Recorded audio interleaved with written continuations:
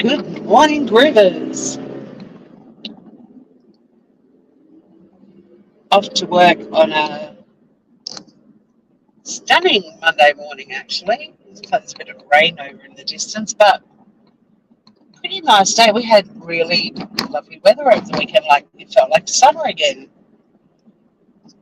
And even though it rained last night a little bit, it's hasn't cooled things down. Although not a very warm day in Hobart today, 15 degrees Celsius. It's currently 7:11, and get off the road, plovers.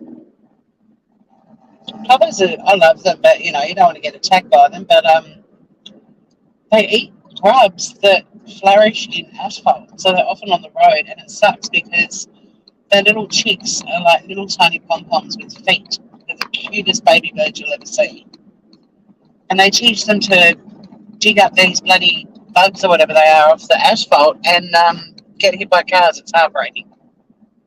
Hey, Deb. Good morning to you. Anastasia Beaverhouse, g'day. Hi, Michelle P. How are you all doing this morning or this evening?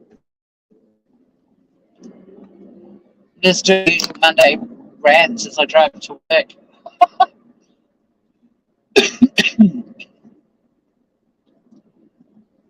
Obviously, if anyone's got any issues, legal or otherwise, you want to discuss, more than happy to give unsolicited, dodgy advice. Guarantee it will be dodgy.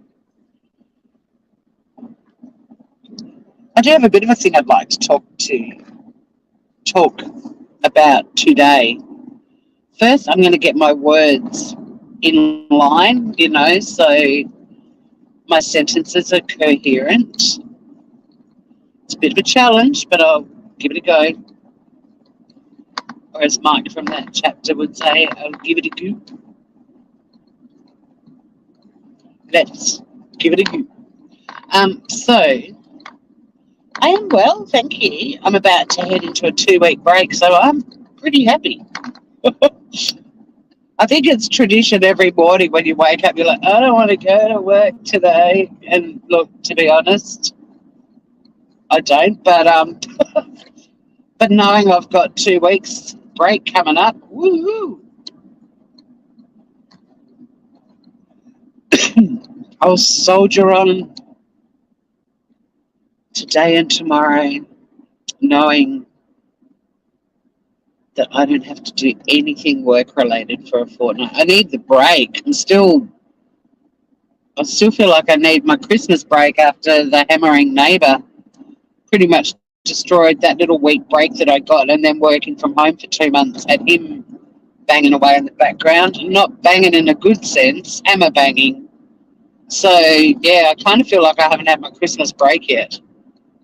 So I was looking forward to it. I've got some friends that are going to come and stay. I've got people coming for like a plattery sort of yummy lunch on Easter Sunday. I'm going to do a little Easter egg hunt because I've got like 3/4 of an acre. So I'm going to do a little Easter egg hunt. And I've got all these passion fruit.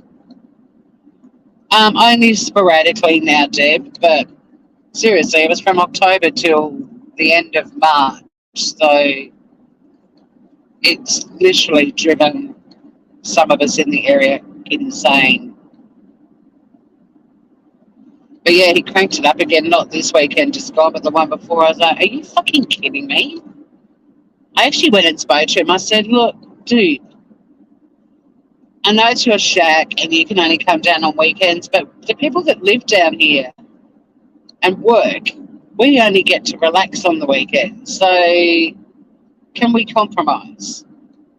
Could you maybe not do it for 2 days straight from 9 till 5? Any chance you could, I don't know, do half a day each day or one full day? I don't care. Just can we have some of the weekend where we can be on our decks or in our gardens and not have to listen to this shit? And he told me for the second time that his wife is pressuring him to get it finished. And I'm like, well, if you hadn't have done it by fucking hand, finished in November. But by a fucking nail gun. I mean, Jesus. Oh yeah, there's my Monday brand. You triggered me, Deb. You triggered me. Fucking annoying. But anyway, he lifts up a hammer once over the Easter break. I am going to, and summer for most people that live anywhere near you.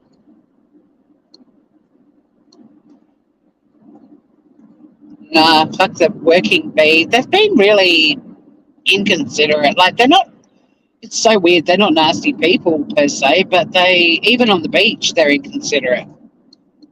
Like, there is nobody local who gets down off the beach track onto the sand and drops all their gear and sets up their blankets and shit for the day right at the end of the track where, you know, the dog walking all year round track starts, the public track that all the public use. Most people are decent enough to move, you know, up the beach 10 feet one way, maybe even 20 feet the other way. Not these fuckers. And then they yell at people for getting sand on their shit. And it's like, you have set up at the end of the track. We have no option but to walk over your shit. So, yeah, we all do accidentally spray sand a bit when they're down there. But, yeah, they're just really inconsiderate. It's like they own the joint. And they do. I do. No, I'm kidding. It's a really nice community down here. Like, everyone looks out for each other and helps each other and pitches in, and it's just disappointing that some people can't move into the area and sort of suss out how everyone moves here and what our rhythms like and how we look after each other. They're just entitled from the start. It's really weird. It's unfortunate because nobody likes them. And the guy that I've spoken to twice now isn't actually that bad a guy. Like, he's quite friendly and interesting, and, you know, there's nothing really about him that I don't like from what I've seen so far.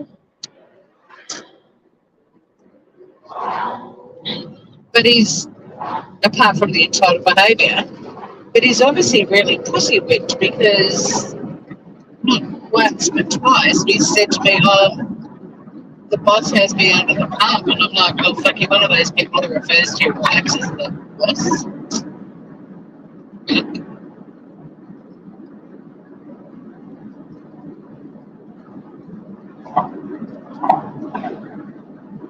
Actually, that's what we could talk about. Married people in chat, like, or, you know, when you've had a relationship, what are the nicknames that couples give each other that makes you stabby? Because I don't like men calling their wives the boss or the minister of war. No, the minister of home affairs. Yeah, he's selfish and entitled, but, you know, the noise won't be too bad in a few minutes. People leave me, they come in and hang out and they go, see ya. Apparently I'm being, well, no, allegedly, I'm being ghost. Oh, fuck, I can't remember the term now. But basically, I'm not showing up in the algorithm. I've been removed from the algorithm. I've been ghost banned, I think is the term. Well, hello, Scott. And yes, we are road tripping across the USA. No, across Tasmania. We're off to work. Oh, there's a lot of roadkill this morning. 2 kangaroos now. I'm still waiting for the Bonorong information pack about our latest sponsored baby. I think I'll be doing, Finn and I are doing batshit on Wednesday night this week. So I'm going to have to find some time to introduce everyone to the little Joey that we've sponsored. So that's exciting news. We'll have to do a live and come up with a name. A little sibling for Cashew and Clark. Cashew the Wombat and Clark the Tasmanian Devil.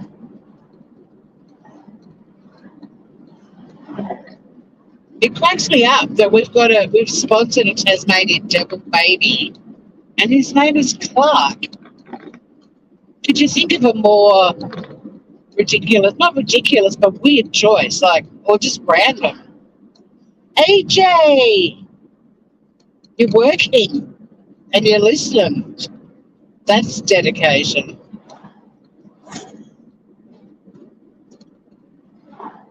I mean, obviously one of the highlights of this drive will be to see if there's a new detour or twist and turn or something going on with the roadworks. That's become a game when I do these drives, is roadwork spotting.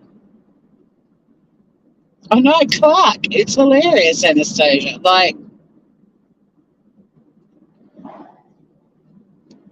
So yeah, fuck knows what name the little kangaroo Joey's going to be given, but I'm sure it'll be funny. We've adopted a little Forester kangaroo. You'll get, when we introduce him or her, there's a little information sheet, so you'll get to learn all about the Forester kangaroos. And obviously there'll be a little picture. So we'll be voting on a name, and we'll also be voting on what little critter we're going to sponsor in June.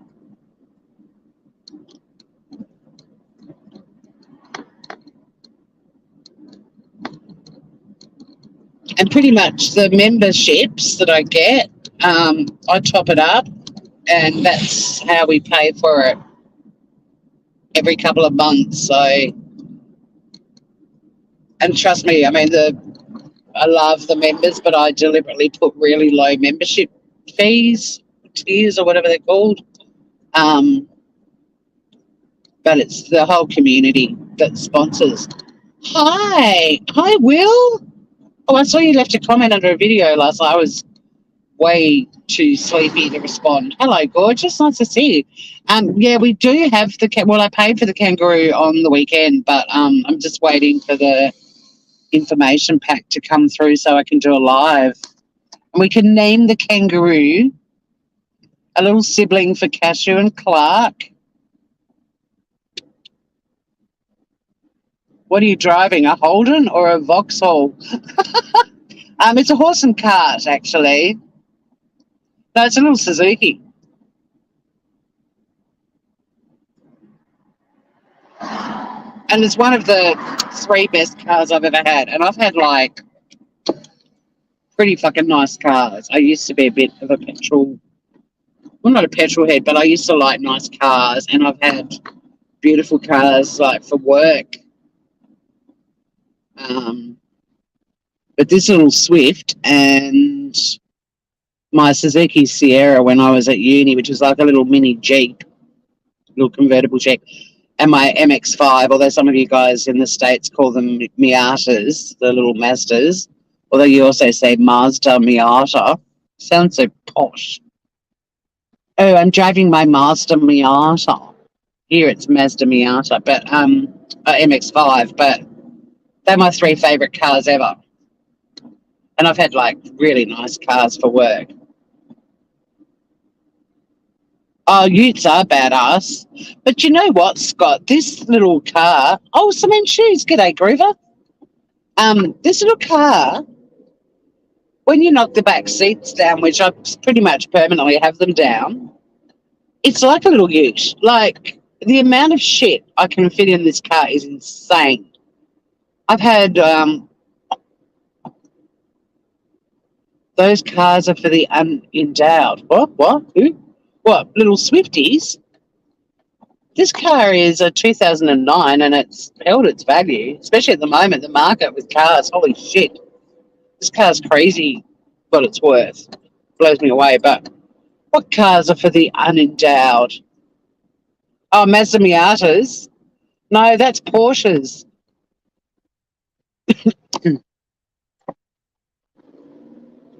Don't pick on my Noddy. He was a good car. Thank you for chatting in. Checking in, Will. Bon appetit. Hello, Reese.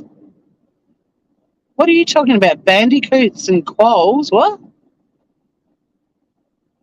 You've rolled in and you're just dropping the names of random animals. Your dad had a Miata in 1990. I got mine in 1992, I think.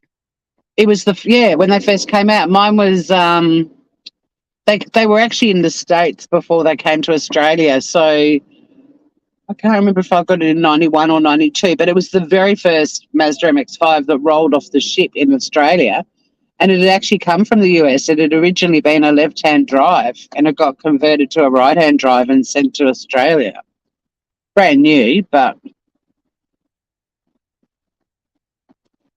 just because you put a blower in your car doesn't mean you never get a blowy. It's only 7:26 a.m., Scott. It's a bit rude at this hour. Not rude, but, racy.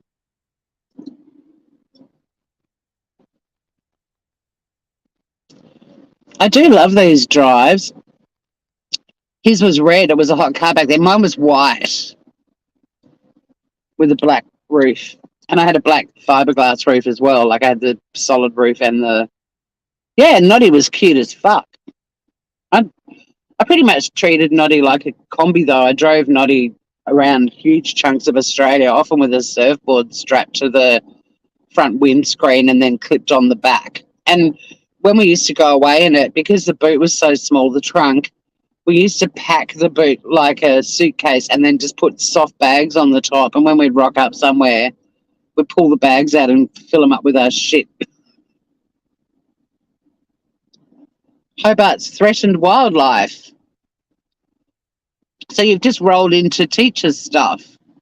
Or were you suggesting that we sponsor one of those critters next? Because we only get to sponsor. I mean, look, Bonarong look after every kind of native Tasmanian animal that there is, including Fred, the cockatoo, who's over 100 years old and got a telegram from the Queen.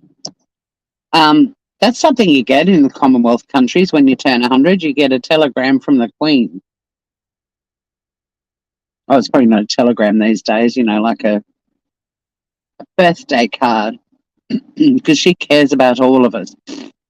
At Bonarong, they just have the three sort of. Well, I mean, the money that we're donating helps the park generally, but you only get the choice of the wombat, kangaroo, or Tassie devil.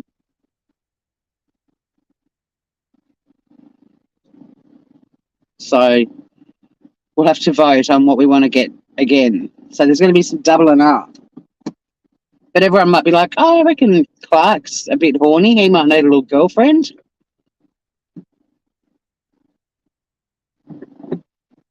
Exactly. Who sends her one? And poor Prince Philip, he missed it by that much, didn't he? Would he have got one from her? I reckon he would have. I mean, it's law. It's not a bad day, Emily. It's only 12 degrees. There's 12 in chat and it's 12 degrees, so that's kind of cool. It's only going to get to 15 today, so Celsius. So it's not hot. But over the weekend, holy shit, it was like summer again. Funny enough, I found or I saw. I don't participate publicly on Facebook now, but I still belong to a couple of communities, so I do check and see what's going on. And the photo I posted of my mum and dad with Prince Philip was my memory yesterday, I think. So that was kind of interesting.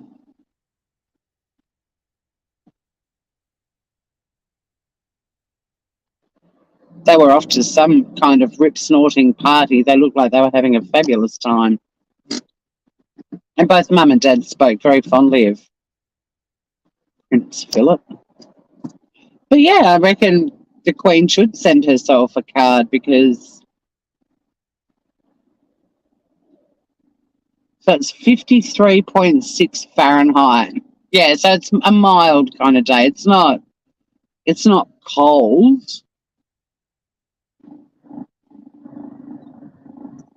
You're not compensating for anything, but it's still a V6. Are you sure, Scott?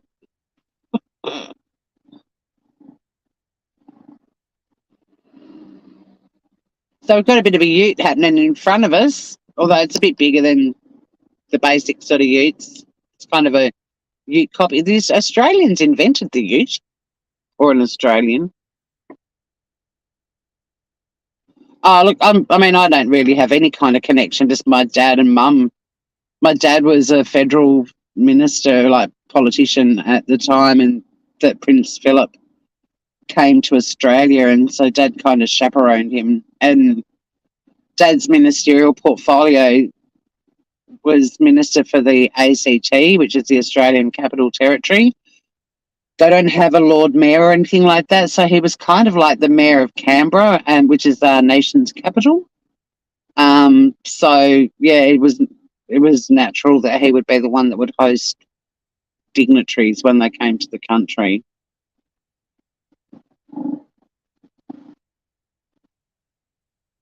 Well, you won't find any turbos in my Suzuki Swift, although it is the sports model, which means it's got a little sort of guard on the front and tinted windows and something else. I can't remember what.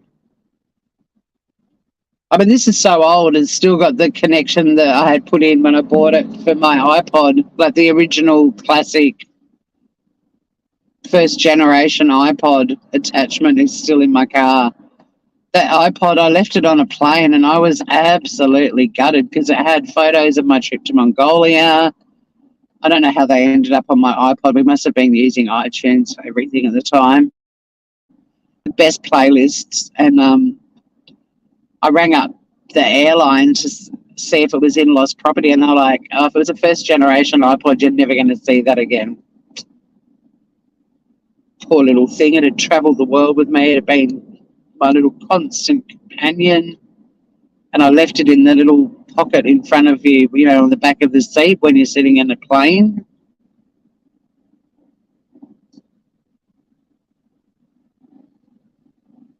Your dad had a Buick Park Avenue with turbo. That baby could go.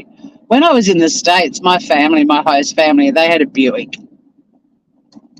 I also dated one of the heirs to Buick for a while when I was in the States. We even had a very dicky engagement, which everyone was like, you're really young and being stupid.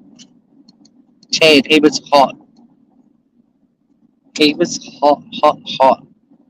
I went from having a boyfriend called Edward here to having a boyfriend called Ted in the States. An SXT, but it's not a hot rod, even though it will do like 130 miles per hour. Vroom, vroom. Yeah, I love this bit too. The causeways are gorgeous. They're gorgeous. And you get to, like, one time when I was live, we were driving in, this pelican just like, it was one of the days when the water was really glassy. And this pelican just came in and landed on the water, and it was like, and it was the most majestic thing to watch. And I'm thinking, how the fuck can anyone have a bad day when they see something like that on their way to work? Like, truly. Or when I go for my beach walks, you know, and I speak to between 10 and 20 people in the morning and meet all these happy dogs, and you think, well, it's not even 8 o'clock and I've engaged with happy people and happy floofs. Although there's a Suki floof at home, Sunny does not like me going to work. I keep telling her I have to go to work so I can buy you food. The clouds are gorgeous. We had some beautiful clouds last week when I did the live drive too.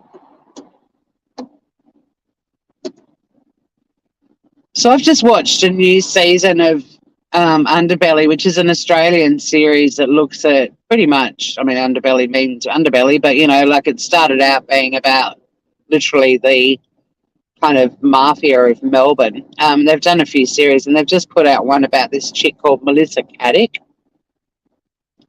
Don't forget Bazza and Chat. They're never happy. Baz is constantly trying to make himself look beautiful for Shazza, and she's off shagging every other seagull on the beach. When I think of happiness, Bazza and Shazza the seagull are not the first things that spring to mind. That is one tormented relationship. So yeah, Melissa Caddick was like a Ponzi scheme operator who ripped off friends and family to the extent of 40 million bucks, and then ASIC, which is a Australian Securities Investment Commission. Investment is it? Investigation Commission. Anyway, they got onto her and raided her house, and the next day she went for a run and disappeared. And quite a few months later, um, a, an ASIC sneaker washed up on a beach with her foot in it still. So Underbelly's just done a series, and I was really getting into it, and it's only 2 fucking episodes, but like it's the shortest series, but it was really good. But she was the ultimate con woman scammer, and every time I heard them talk about, say the word scammer, I was like, the people of YouTube that, don't get me wrong, we know of some scammers on YouTube. But even I got called a scammer recently. Some of you might remember that pathetic person hiding behind a little troll name, calling me a scammer. And it's like, again, I'm just so blown away by the hyperbole of YouTube and the words that people are using on there that is so, like, the thing with hyperbole is if you use a word that is describing something way bigger than what it actually is, when something that is actually bigger happens, you don't have a word to use for it.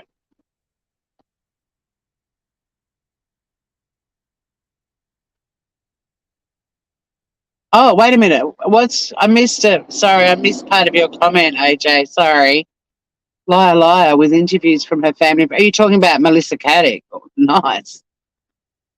What a fucking piece of trash she was. Yeah, I was called a scammer because a member of our community was up in the flood area.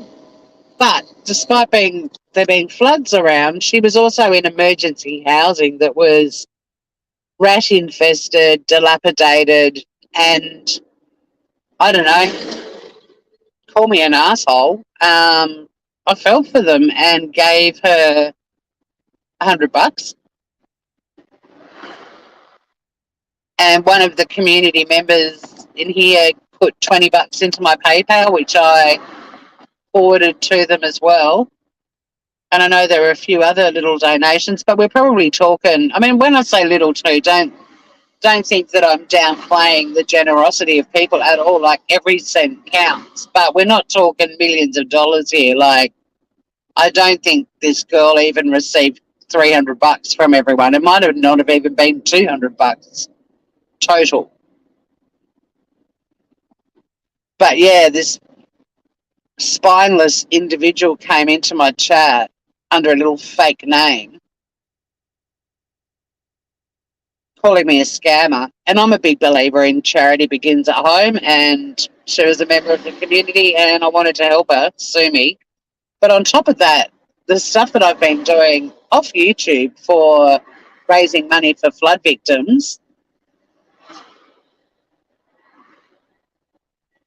that piece of shit in front of me has a wing. Yeah, it's a bloody Subaru WRX. Everyone sort of loves them. Not everyone, but, it's one of those cars that people are like, oh, I want to get a WRX. I think they're hideous, but anyway.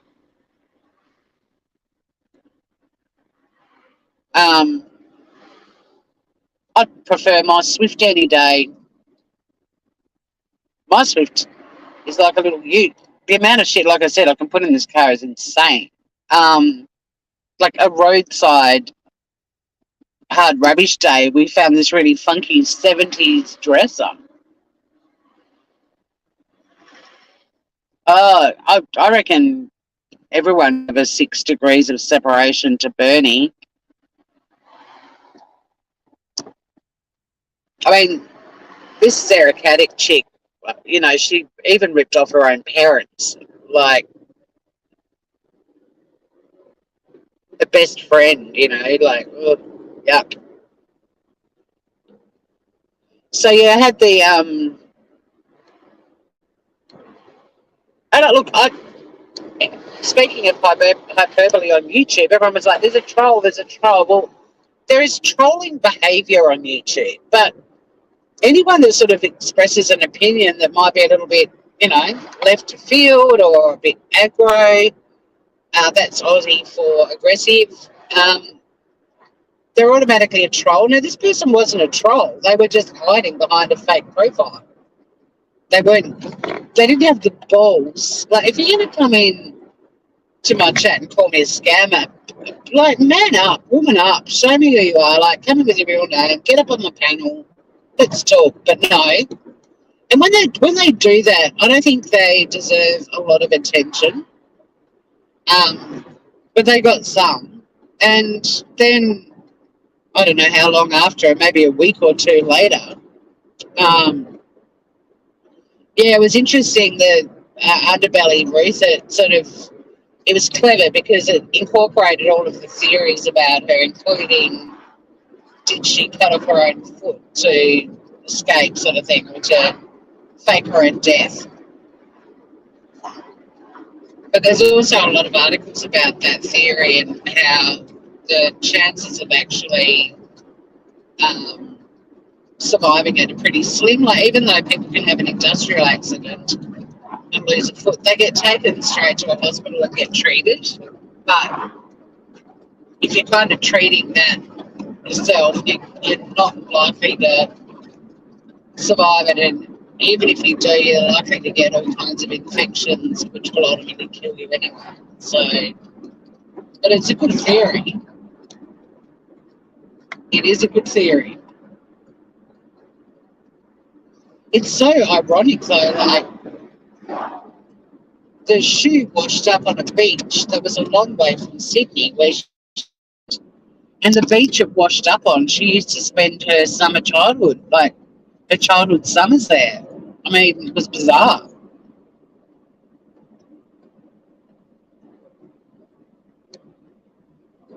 I mean, I'm not going to I don't want to do spoilers about it, but the way they reenact the foot amputation, if that's a plausible theory, is pretty horrific. How they chose to do it. Ugh, yuck. Anyway, but she is, in every sense of the word, a scammer. Was.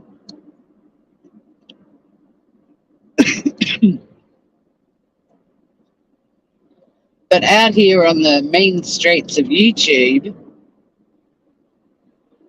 and oh yeah, so the scammer's little sidekick comes on and puts a comment under my video one day, maybe a week later. Again, it's a fake name, fake profile.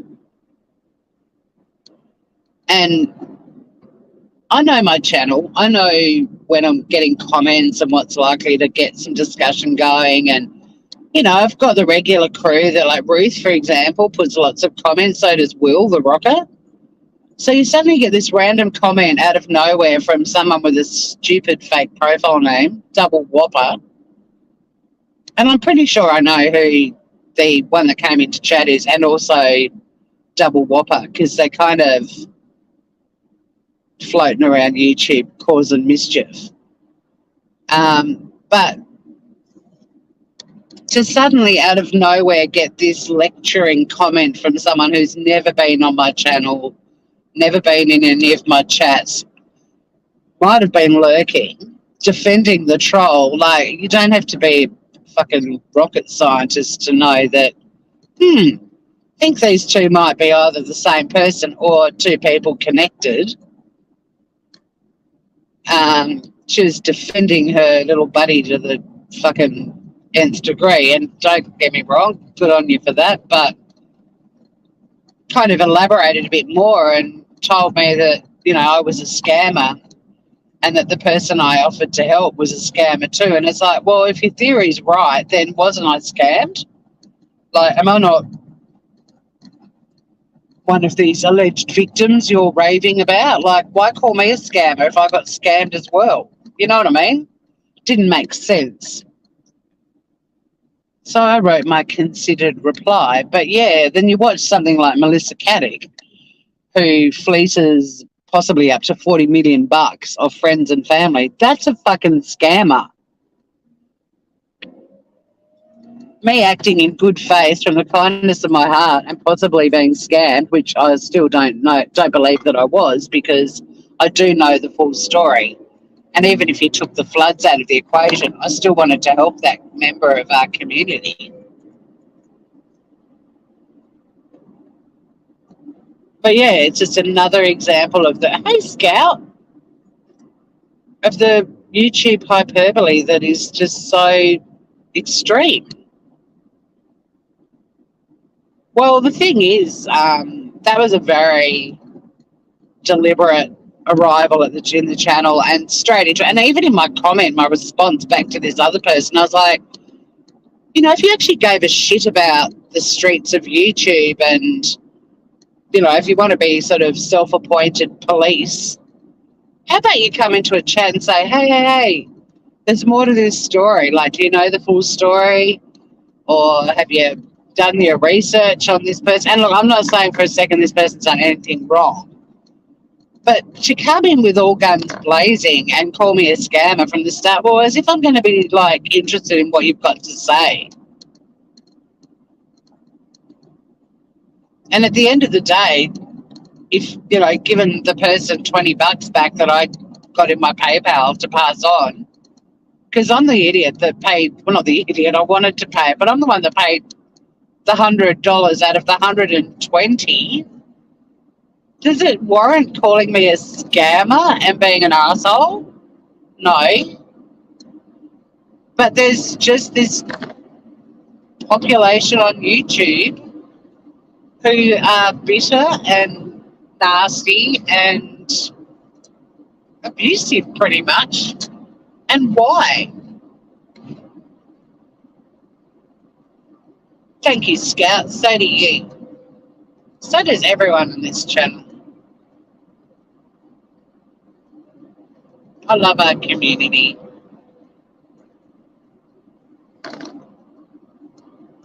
I'd give my last $5 to someone if they needed it. What are those miserable twats doing? Like, I actually asked the fucker that came into chat saying, how dare you, to me. I'm like, how dare you? What have you done? What have you done for the flood victims? How many charity fundraising events have you performed at for free to raise money? How many donations have you made to give it? How many, drives have you organised to collect things that people up there actually need?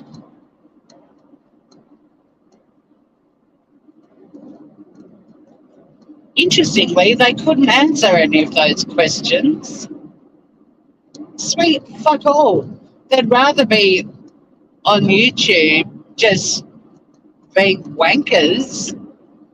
I can't get over how bitter some people are on YouTube. Like, maybe that's what happens when you spend so much time on YouTube. But just the cynical, bitter, accusatory, no social etiquette at all. Like, if I felt someone was being scammed and I didn't know them very well, I'd be like, hey, I've got a feeling there's more to this story. You might want to check it out first. You don't just barge into someone's house and start screaming at them and calling them defamatory names. Like, who would respect a person who has that tiny, not even tiny, non-existent amount of social skills? Instantly, whatever they've got to say kind of becomes irrelevant or disinteresting, or not disinteresting, what's the word? Like why would you even listen to them? They don't have a decent bone in their body. Run along, go and harass more people on YouTube, because it seems to be the only thing they do, if it's who I think it is, and I'm pretty sure it is.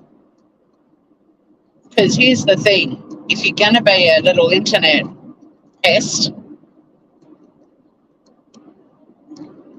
it's not hard to work out who you are when you're targeting specific people that is publicly known you have major issues with.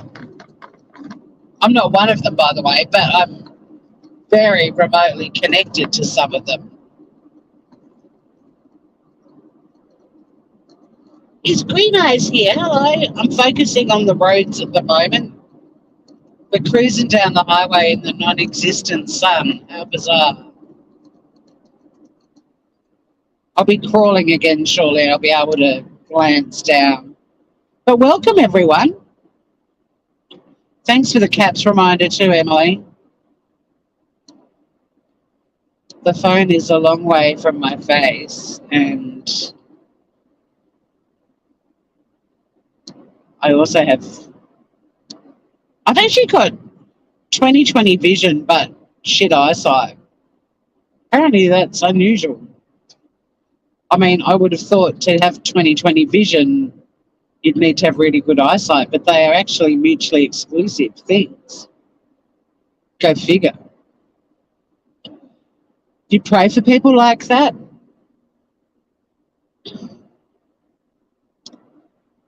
I pity people like that. And I don't know if that's necessarily how I want to feel about them, but it's about the only emotion I can muster up. And it's probably the same thing, really. If you're praying for them, I pity them. It's kind of the same thing. Oh, and fuck, now I've got pity the fool in my head. But yeah, I don't expend a lot of energy in worrying about them or thinking about them. And I think it's a shame when they're lying on their deathbed, reflecting on their life and what they did and what they achieved, that they're going to have to somehow justify spending years on YouTube attacking people over really minor things. I mean, they have to somehow reconcile that was a life well spent. So that's why I pity them, because I just think you're going to be lying on your deathbed going, the things I could have done with my life, but no, I chose to just live online abusing strangers because it made me feel good. There's real shit that does happen on YouTube that is definitely worth calling out. There's crappy behavior for sure. And so many of these people met because of true crime, but their true crime skills, their analytical abilities or lack thereof, are very apparent in that they're just wanting to irritate people that aren't really doing anything that contentious or even interesting. So, yeah, that's why I pity them. I just think of them lying on their deathbed, scrambling to think of something to justify, some way of justifying the amount of time they spent on YouTube being assholes. Years and years and years of it.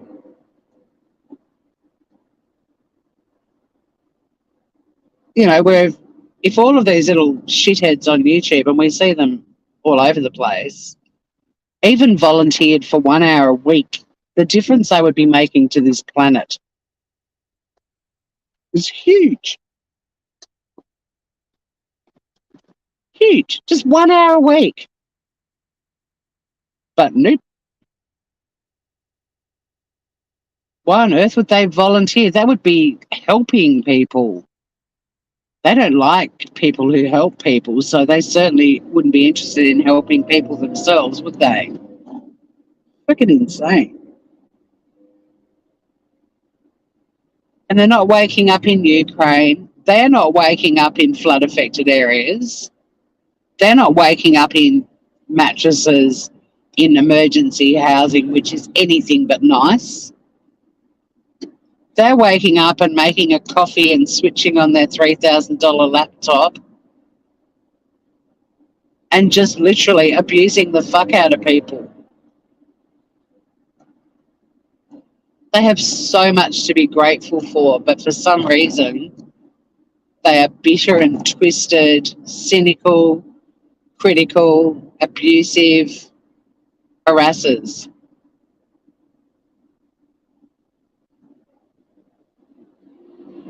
Exactly, Emily. Like 1 hour a week, if every single person on the planet volunteered for 1 hour a week,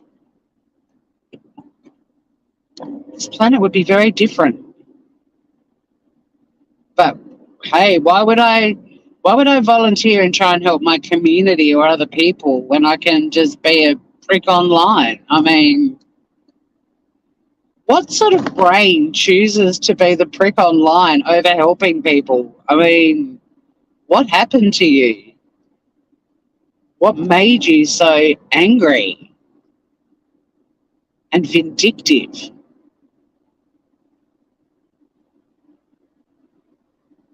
You know, there's millions of people around the world right now that would give anything to be able to go online and be a fuckwit for an hour.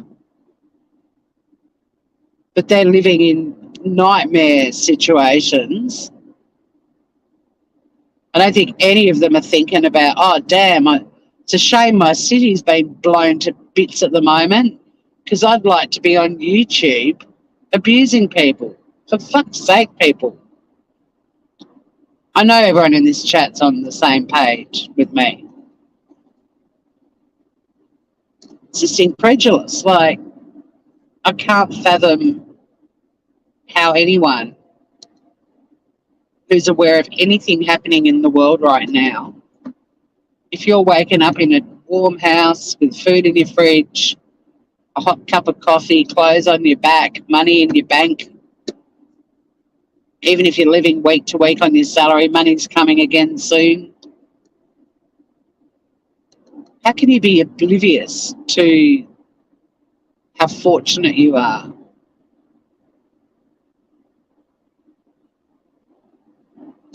How can you be inspired by gratitude for your situation by wanting to brighten other people's days? What makes you decide that in your privileged, entitled little world, you've been hard done by something or someone, and that justifies you making other people miserable? Everyone's got a story. You do not get through life without shitty things happening. And a lot of shitty things happen to people because they're shitty people. I've said it for years on here, like, I have not yet heard of one person being doxxed who has not done a thing. Like, whether it, I mean, don't get me wrong, the reasons for people being doxxed these days are insane. You can literally just be seen in someone's chat and you're being doxxed.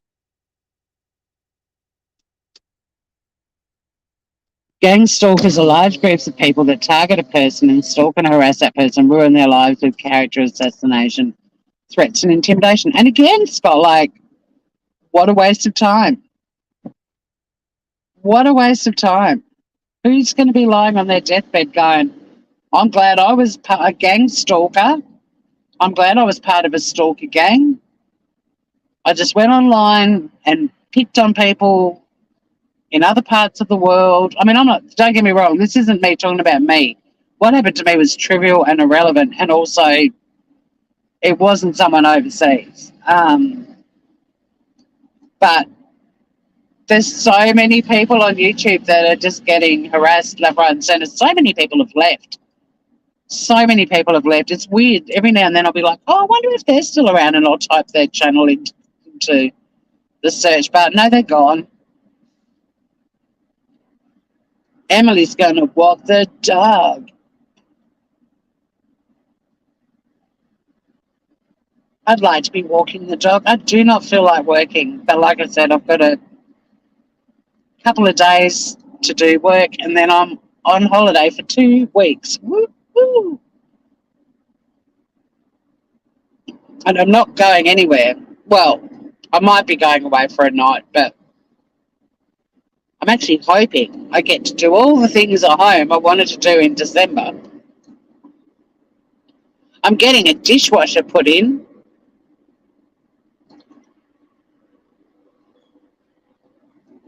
A little single drawer dishwasher.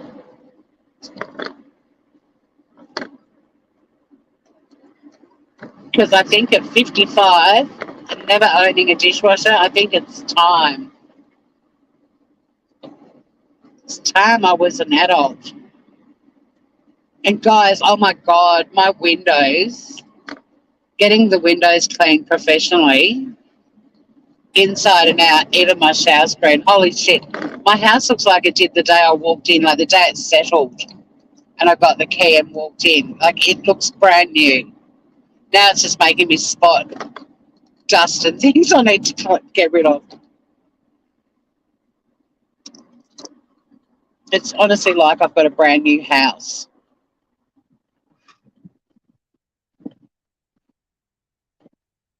So you've been a victim of this for a long time, Scott. It's just, and you know, I don't blame people for leaving YouTube, but kudos to everyone who gets put through this sort of shit and sticks around. I kind of feel like leaving, for me, if I left, I would end up feeling like I was complicit in the bullying and harassment that goes on if I didn't stick around and say something.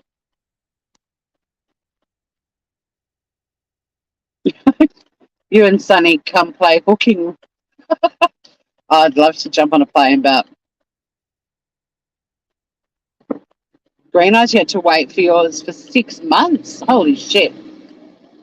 I've done a bit of a sniff around a few different stores, and luckily the single drawer ones, generally they've got them in stock. So I hope it doesn't take 6 months, but if it does, I'll wait. Yeah, so heaps of stuff's been done at my house. My hydronic heating got serviced and flushed. I had fun telling people 3 men were coming over to service and flush my heating, not me. I had my gutters cleaned, and like Jake actually took photos of them, and they're sparkling. Like, he has scrubbed every little thing off it, and put some silicone where there was a little gap between the join and the house, and I was losing a lot of water when it rained, so he siliconed that. And then I've had my gas bottle filled up. I've had my water tank filled up. We did get some rain overnight, but it's so nice to have a shower and wash my hair and not do the quick little 3-minute shower in and out. I did luxuriate yesterday, I'm not going to lie, and doing all my washing that was piling up. But I'm a new woman. So next is the dishwasher.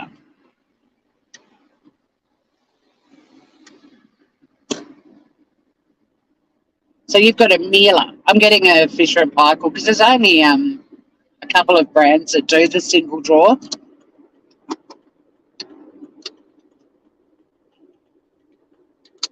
But when I first looked at them, when I built my place, they were $3,500. Like, it was cheaper to buy a full-size dishwasher. But now they're under 2,000. Like, they're about 1,800. So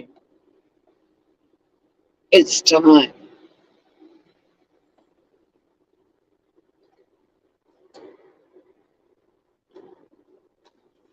Oh, and I put in my new basin in the bathroom. That's that's changed. My entire bathroom looks perfect now because I've got a basin that I wanted.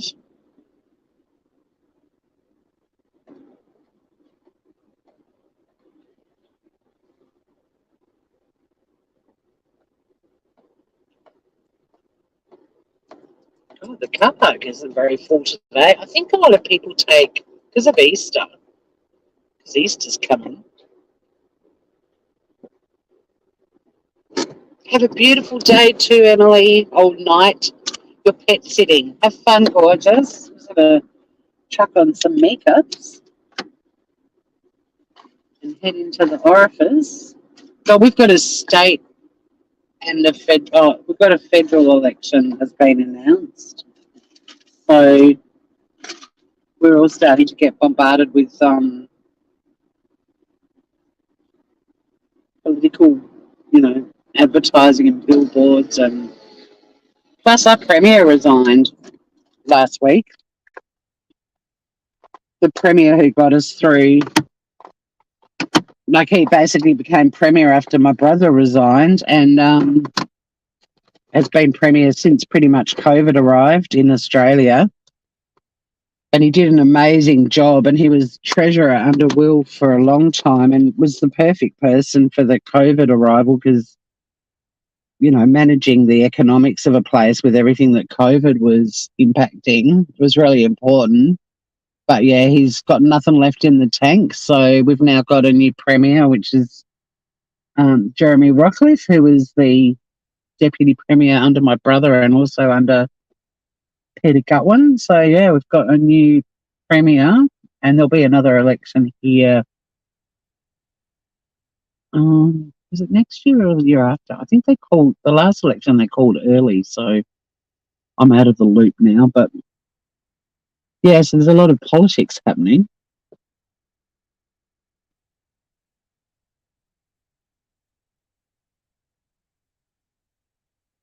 As long as they get rid of Scott Morrison, the current Prime Minister, I'll be happy. Namaste, Emily. So you've got a few minutes if anyone's got any final issues, woes. We've talked cars. We've talked scammers. We've talked YouTube hyperbole and gang stalking. We briefly touched on nicknames that spouses have for each other. Hubby, that's the one that does my head in, but it gets used by so many people I know and love. But hubby and wifey, I don't know why. They just make me stabby. But yeah, if anyone's got any woes, we've still got about 10 minutes of me.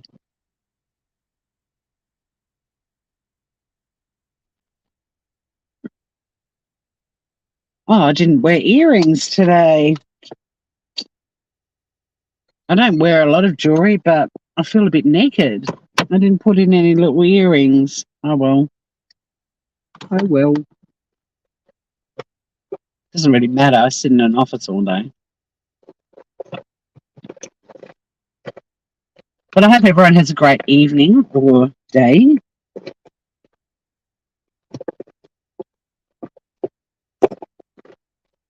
I hope you will find reasons to be cheerful. And if you can't, that's fine. But don't find a reason to be miserable. Unless it's something that warrants misery.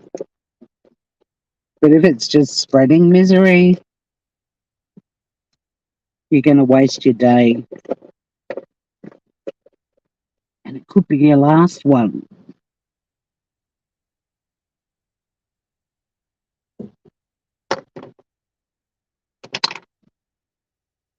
I don't want my last day on planet Earth to be me picking fights on YouTube. Something I've never done and never will do.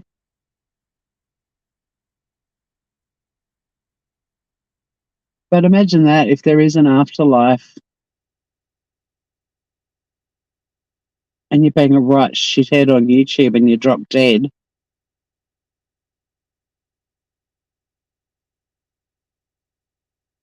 Do you reckon in the afterlife you'd be going, fuck, I wasted not just the last day of my life, but thousands of thousands of days of my life. Hundreds.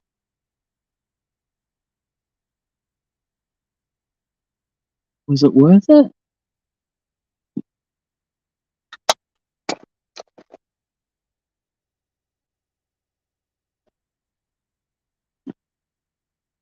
Oh, Green Eyes, that's so exciting. I'm super excited for you. I played what did we do? We did Batshit on Saturday night, and then I did a Better Call tour straight after. And I did a reaction video to a channel I follow, iRocker, reacting to I Still Call Australia Home, which is like the new Qantas ad, and it's all about people finally getting reunited because of COVID and all the travel bans and, you know, the border closing and so on. And it's gorgeous. Just, it gets you in the feels. I mean, that's a beautiful thing that's happening at the moment, is all of these families being reunited after years of being apart. You know, there's some special shit happening on the planet right now amongst all the crazy. So I'm very excited for you. I love seeing my friends reuniting, and in fact one of my closest friends, his brother is coming down over Easter, and that's really exciting.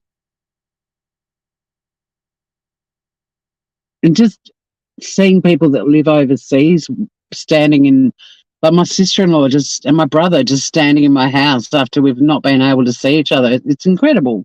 It's incredible. So I'm very excited for you, Green Eyes. That'll be so special. I mean, I'm heartbroken for people who lost family members as well and weren't able to be with them when they died and weren't able to give them a decent funeral. And I'm heartbroken for them. But I also think that other families now being able to reunite is the best thing that you can do, because there's so many people that won't be able to.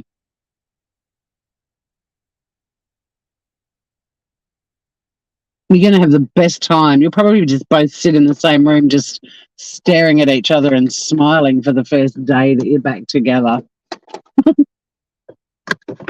mean, I remember friends of mine last year coming home from New Zealand, like when that little travel bubble was open for about 5 minutes, they managed to get home and then back to New Zealand in that time. And it was just an incredible feeling, just seeing people that you'd kind of accepted you weren't going to see for a long time.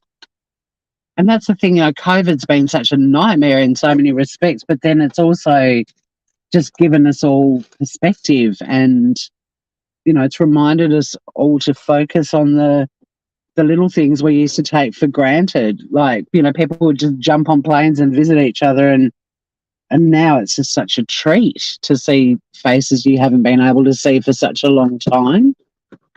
So, yeah, you have a ball, Green Eyes. That's awesome. Yeah, you need to pop in and tell us all about it. I just saw Ruth's message. You haven't seen your sister since Christmas 2018. All your nieces are all in Egypt now.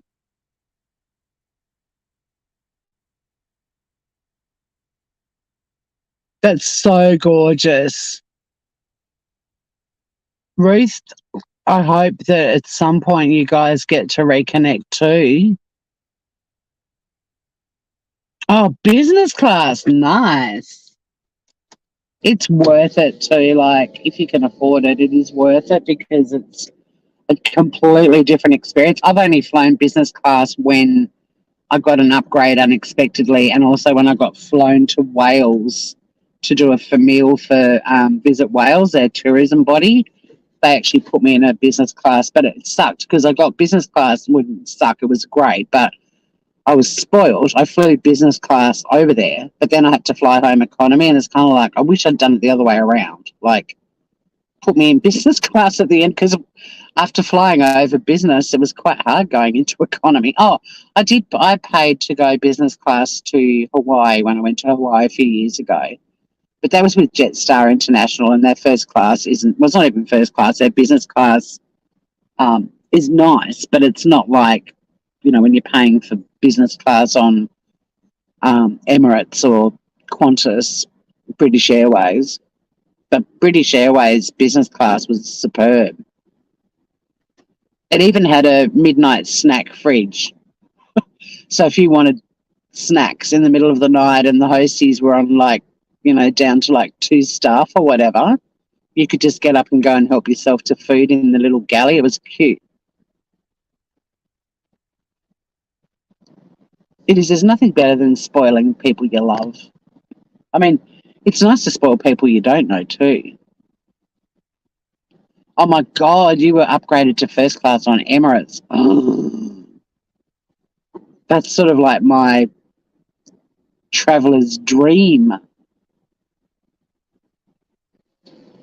That would have been amazing. Flying Emirates is on I still do have a few bucket listy, wish listy travel things. Going to Japan is one of them. But flying on Emirates, even in economy, is one of them.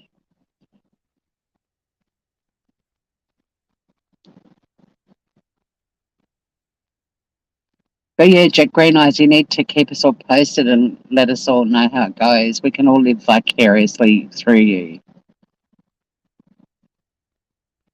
That's pretty special. See, look at us. We've got so much love in this channel. I just love it. Emirates is the best airline, but yeah, it's on my wish list. I love travel. I love planes. I even love air crash disaster videos. I'm totally obsessed. And the thought of just being on this luxurious airline excites me. You're welcome, AJ. I'm glad your first hour of work was fun. Thanks to everyone too for hanging out. It's become a bit of a habit now for Monday. It just makes my Monday morning less, why sit in traffic and just be off to work? Just go live and chat with beautiful people. 3 months, how wonderful. I hope you enjoy every second. I love how you make sure you say hi to everyone, AJ and Scout. You're so cute. You're like, oh, I didn't see you before. I'm sorry I didn't say hello. See, we have manners on this channel too. Well, you guys do. I probably don't. You just smash the like button. Thank you, Gorge. I don't do that. I'm not good at promoting to do shit like that, am I? I'm not really your typical YouTuber. I don't do all the things you're meant to do, which is why I don't pop up in algorithms and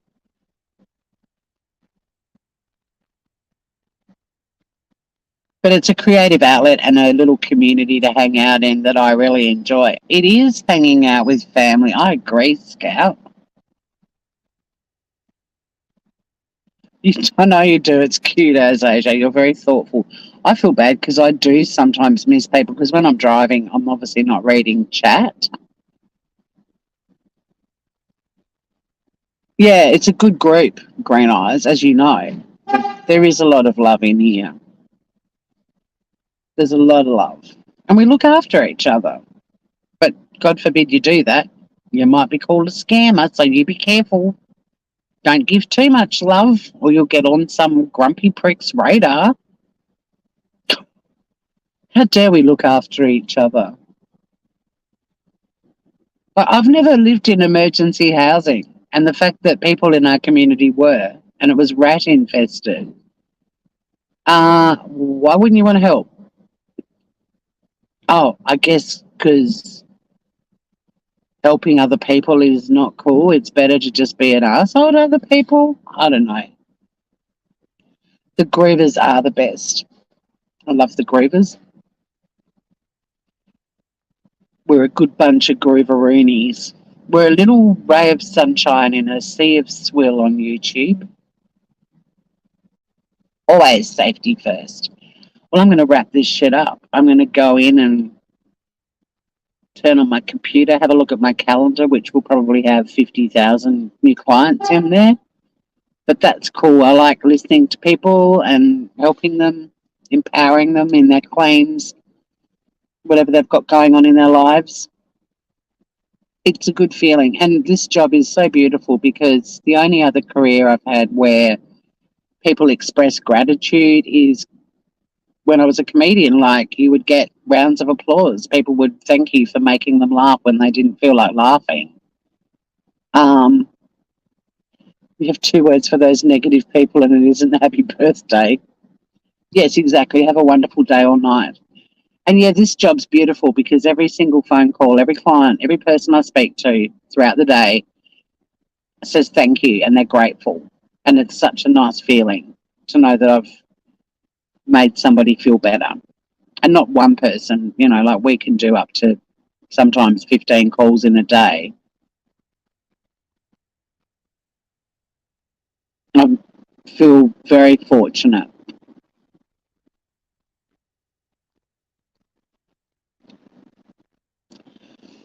Gorgeous Ruth and Scout, they never forget Sunny.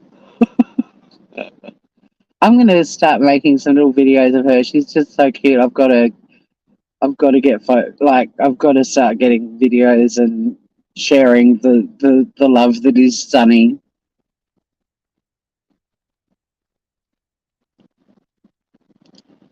She's just so adorable.